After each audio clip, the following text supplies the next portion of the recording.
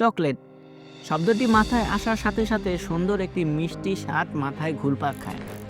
এই ভিডিওটি যারা দেখছেন আর চকলেটের মিষ্টি সুন্দর স্বাদের সাথে পরিচিত নেই এমন দর্শক খুঁজে পাওয়া যাবে না।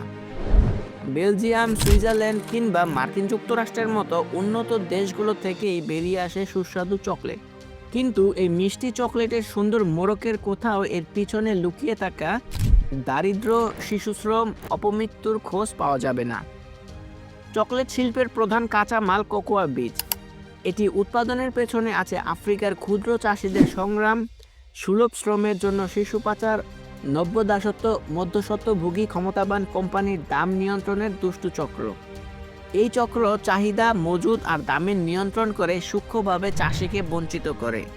এখানে বেশি কোকোয়া উৎপাদন করলেও দাম স্বাভাবিকের চেয়ে কম যাবে, আবার কম উৎপাদন করলেও পেট চলবে না। আর এই চক্রের খপ্পরে বেশি কোকোয়া উৎপাদনের নেশায় আইভরি কোস্ট আর ঘানায় সাধারণ চাষিরা মাইলের পর মাইল সংরক্ষিত বনাঞ্চল ধ্বংস করছেন। দারিদ্র্য আর প্রতারণার এই বাস্তব গল্প শুরু করা যাক আফ্রিকার আইভরি কোস্ট আর ঘানা থেকে। বিশ্বব্যাপী যে চকলেট তৈরি করা হয় তার কাঁচামাল কোকোয়া বীজের 60% উৎপাদিত হয় পশ্চিম আফ্রিকার এই দুই দেশে। এর মাঝে আইভরি কোস্ট একাই বিশ্বের 40% কোকোয়ার যোগানদাতা। তাই এর মোট জিডিপির প্রায় 15%-এরও বেশি আসে কোকোয়া রপ্তানি করে, যা দেশের রপ্তানি আয়েরও অর্ধেক। বিচ্ছিন্নভাবে ছোট ছোট জমিতে কোকোয়া চাষ হয়, বেশিরভাগই শহর থেকে দূরে, বনাঞ্চলের কাছে। দীর্ঘকাল পেরিয়ে গেলেও কোকোয়া বীজ চাষের ন্যূনতম আধুনিকায়ন হয়নি, ফলে প্রচুর মানুষের শ্রম দরকার এটিকে রক্ষণাবেক্ষণ করার জন্য, বিশেষ করে সঠিক সময়ে কোকোয়া ফল সংগ্রহ করার জন্য। সঠিক সময়ে কোকোয়া ফল সংগ্রহ না করলে কোকোয়া বীজের গুণগত মান ঠিক থাকে না। সংগ্রহের পর সেই কোকোয়া ফল থেকে বীজকে আলাদা করে ফার্মেন্টেশনের জন্য রেখে দিতে হয় কিছুদিন। এই ফার্মেন্টেশনের ফলে বীজের ভেতর কিছু এনজাইম তৈরি হয়, তা চকলেটের মিষ্টি গন্ধের জন্য অত্যন্ত জরুরি। নিয়মিত গাছ রক্ষণাবেক্ষণ, পানি দেওয়া, সঠিক সময় কোকোয়া গাছ থেকে ফল সংগ্রহের পর ফার্মেন্টেশন এবং তারপরে শুকিয়ে সেই বীজ বিক্রির জন্য প্রস্তুত করার পুরো কাজ কোকোয়া চাষিরা নিজেরাই করে। পুরো উৎপাদন প্রক্রিয়ায় এখনও যন্ত্রের ব্যবহার নেই বললেই চলে। চাহিদা বাড়ার সাথে সাথে কোকোয়া চাষ যেমন বেড়েছে তেমনি দরকার পড়েছে প্রচুর শ্রমিকের। ঘানা এবং আইভরি কোস্টে পাচারকৃত শিশুদের দাস হিসেবে কোকোয়া চাষে ব্যবহার করা হচ্ছে, এমন তথ্যের ভিত্তিতে অনুসন্ধান শুরু হয় 90-এর দশকে। আমেরিকা আর ইউরোপের বিভিন্ন সংবাদ মাধ্যম সরব হয়ে ওঠে এই ব্যাপারে। ব্রিটিশ ডকুমেন্টারি এ গ্লোবাল ইনভেস্টিগেশন 2000 তৈরির সময় আফ্রিকার প্রত্যন্ত গ্রামে পৌঁছে শিশুদের সাক্ষাৎ নেওয়া হয়েছিল, যেখানে দেখা যায় উৎপাদন খরচ কমিয়ে আনতে বিভিন্ন এলাকা থেকে ধরে আনা শিশুদের দাস হিসেবে ব্যবহার করছে কোকোয়া চাষিরা। দিনের পর দিন কোনো ধরনের বেতন ছাড়াই কাজ করতে বাধ্য করছে, কাজ না করলে তাদের শারীরিক নির্যাতন করার প্রমাণও পাওয়া যায়। এই প্রামাণ্য তথ্যচিত্র খুব দ্রুত সময়ে চকলেটের ভোক্তাদের মাঝে সাড়া ফেলে। চাষিদের চরম দারিদ্র্যের ছবি বিশ্বব্যাপী ফুটে ওঠে, যেখানে চাষিরা বিপুল পরিমাণে কোকোয়া চাষ করেও দিনে মাত্র $1 কাছাকাছি আয় করেন। তাই চকলেট কোম্পানি সহ পশ্চিমা ক্রেতা, এনজিও এবং আরও অনেকেই দাবি তোলেন আইভরি কোস্ট আর ঘানা তাদের কোকোয়া চাষকে দাসমুক্ত করতে না পারলে তাদের বয়কট করার। চকলেট কোম্পানিগুলো 2000 সালে প্রতিশ্রুতি দেয় 2005 সালের মাঝেই চকলেটের কাঁচামাল কোকোয়া বীজের উৎপাদনে যাতে শিশু শ্রম বা বেআইনি কাজ না হয় তা নিশ্চিতের চেষ্টা তারা করবে, কিন্তু তারা কি আসলেই তা করতে পেরেছে? এটা এখন একটা বড় প্রশ্ন। বেশিরভাগ চকলেট কোম্পানি যাদের মোড়ক আমরা চকলেটের গায়ে দেখি তাদের বেশিরভাগই সরকারি চাষিদের কাছ থেকে কোকোয়া বীজ ক্রয়ে জড়িত না। আইভরি কোস্ট আর ঘানা থেকে কোকোয়া বীজের সংগ্রহ আর প্রাথমিক প্রক্রিয়াজাতের পুরো ব্যবসা নিয়ন্ত্রণ করে হাতে গোনা কয়েকটি শক্তিশালী কোম্পানি, যারা পরিচিত কোকোয়া ট্রেডার নামে। পশ্চিমা গণমাধ্যম আর নানা সংস্থার চাপে এই কোম্পানিগুলো প্রতিশ্রুতি দেয় শিশু শ্রমের ব্যাপারটি সমাধানে কাজ করার। আন্তর্জাতিক বিভিন্ন মাধ্যম আইভরি কোস্ট ও ঘানার উপর বয়কট দেওয়ার পরিকল্পনাও করা হয়।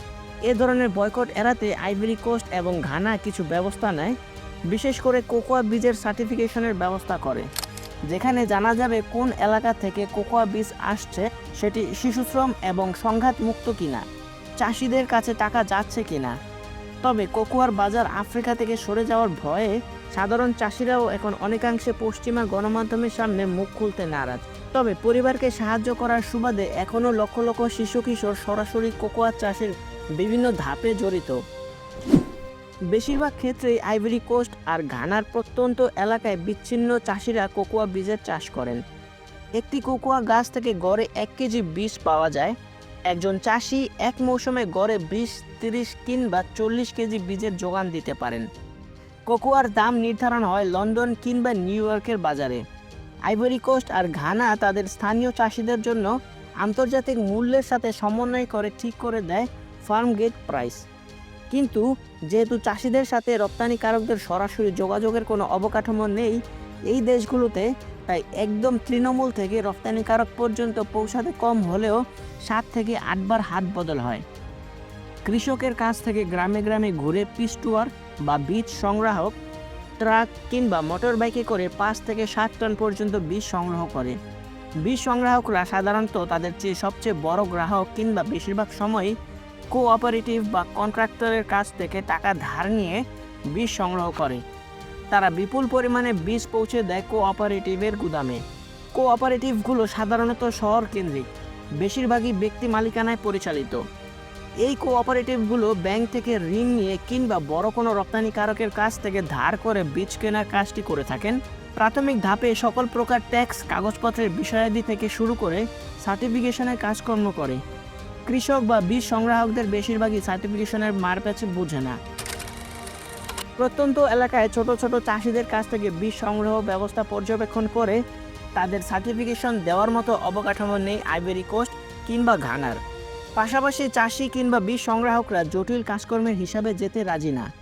সুতরাং তারা প্রতি বছর সরকারের বেঁধে দেওয়া ফার্মগেট মূল্যের অনেক কমেই বিক্রি করছেন কোকোয়া। তৃণমূলের কোকোয়া ব্যবসার লাভের পুরোটাই চলে যায় আদতে মধ্যস্বত্বভোগীদের হাতে, যাদের সংরক্ষণের গুদাম, নিজেদের পরিবহন ব্যবস্থা, প্রশাসনের সাথে যোগাযোগ করে সার্টিফিকেশন আদায়ের সক্ষমতা আছে। আর অন্যদিকে কোকোয়া বীজ বিক্রি করে সংসার চালাতে হিমশিম খেতে হচ্ছে চাষিদের। বেশিরভাগ এলাকাতেই নেই সুপেয় পানি, স্কুল কিংবা চিকিৎসা ব্যবস্থা। তাই কোকোয়া চাষিদের সন্তানদের প্রায় সবাই কোকোয়া চাষে জড়িয়ে পড়েছে। প্রজন্মের পর প্রজন্ম বাধা পড়ে যাচ্ছে তারা নিরক্ষতার জালে। এমনকি পশ্চিমা গণমাধ্যমের সংবাদে উঠে আসছে এই বীজের তৈরি চকলেট নিজের চোখে কখনো দেখেনি এমন চাষিও আছে। জীবন আর জীবিকার তাগিদেই তারা চাষ করে যাচ্ছেন এই কোকোয়া।